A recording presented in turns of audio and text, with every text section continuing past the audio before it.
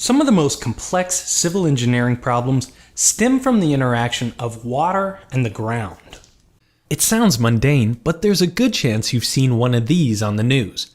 How is it possible for the ground to simply open up and indiscriminately swallow anything or anyone that happens to be around? I'm Grady, and this is Practical Engineering. On today's episode, we're talking about sinkholes.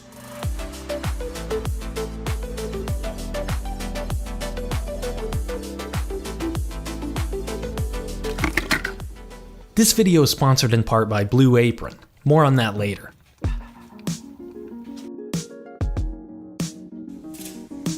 We all know about erosion. This is the process that takes soil and rock from the Earth's crust and moves it somewhere else. And there's a lot of ways this can happen: wind, landslides, abrasion, and scour. But here's the thing. None of it compares to just the movement of water. Water is the great eroder.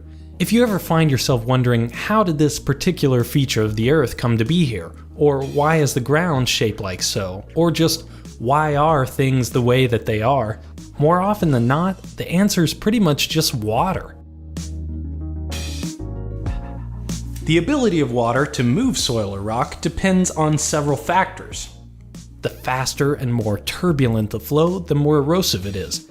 Larger particles like gravel are more resistant to erosion than small particles like silt or clay. Finally, rather than physical erosion, some materials are soluble in water, just like sugar or salt, and can be eroded just by dissolving into the groundwater over time. Most of us think about erosion on the surface of the Earth, but erosion can occur in the subsurface as well. In fact, scientists and engineers have a very creative name for just such a process: internal erosion. If just the right factors come together in the subsurface, some very interesting things can happen, including sinkholes. But let's look at a non-erosive example of groundwater movement first.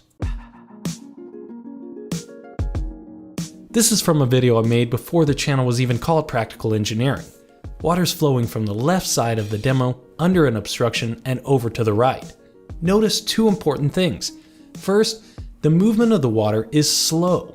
There's not a lot of open space between all that sand, so it takes time for water to flow through it. Second, the sand is confined. Even if it wanted to move, there would be nowhere for it to go. If those two conditions go away, that's when sinkholes happen. Most natural sinkholes occur in areas with large deposits of carbonate rocks like limestone. Over long periods of time, groundwater flowing through the subsurface can dissolve this rock, creating voids and open tunnels. In fact, this is how most caves are formed. These tunnels and voids create a significant change in the character of groundwater flow. First, they allow water to flow quickly, just like it would through a pipe, making it more erosive. Secondly, they create a space for soil to wash away into. With those two conditions, any soil overlying a dissolution feature runs the risk of eroding away from the inside, eventually leading to a sinkhole.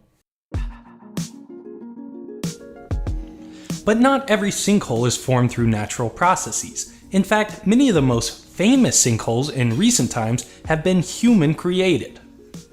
Just like a cave dissolved into the bedrock can act like a pipe and allow groundwater to carry away soil, an actual pipe can do the same thing. And actual pipes aren't limited to areas with specific geology. If you could take a look into the subsurface of any urban area, you'd see miles and miles of water, sewer, and stormwater drainage pipes. Unfortunately, we can't see into the ground, so I built this demonstration so we can see for ourselves how this works. All it takes is a little bit of settlement or shifting to create an opening in one of these pipes and allow internal erosion to start. I added a gap in my pipe to simulate this effect. Water moving through this pipe is able to dislodge the adjacent soil and carry it away. Notice there's no signal on the surface that anything is awry. As more soil is washed away, the subsurface void grows. Depending on all those soil properties we talked about earlier, this process can take days to years before anyone notices. Many of our subsurface utilities are placed directly below roadways, and the paving often acts as a final bridge above the sinkhole, hiding the void below. It's only a matter of time before everything above is swallowed up.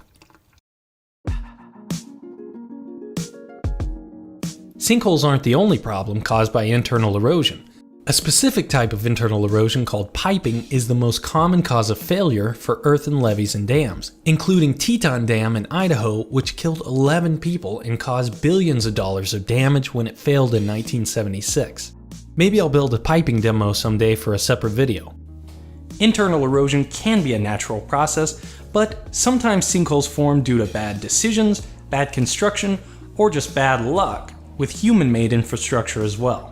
It's just one of the many complex failure modes that civil engineers have to consider when designing any structure that might interact with water, the great eroder. Thank you for watching, and let me know what you think. Big thanks to Blue Apron for sponsoring this video. We're in the process of moving and just started to get unpacked in the new house. The last thing on my mind is going out to buy groceries. Blue Apron delivers all the farm fresh ingredients you need right to your doorstep in exactly the right proportions to create delicious recipes at home. It's essentially just the fun parts of cooking with none of the chore, which is exactly what we needed this week. If that sounds like something you'd be interested in, you can find out for free. The first 100 people that click on the link in the description will get 3 Blue Apron meals with no commitment whatsoever. If you like it, you can sign up for a subscription, and if you don't, hey, you just got 3 free meals shipped right to your doorstep. Again, thank you for watching, and let me know what you think.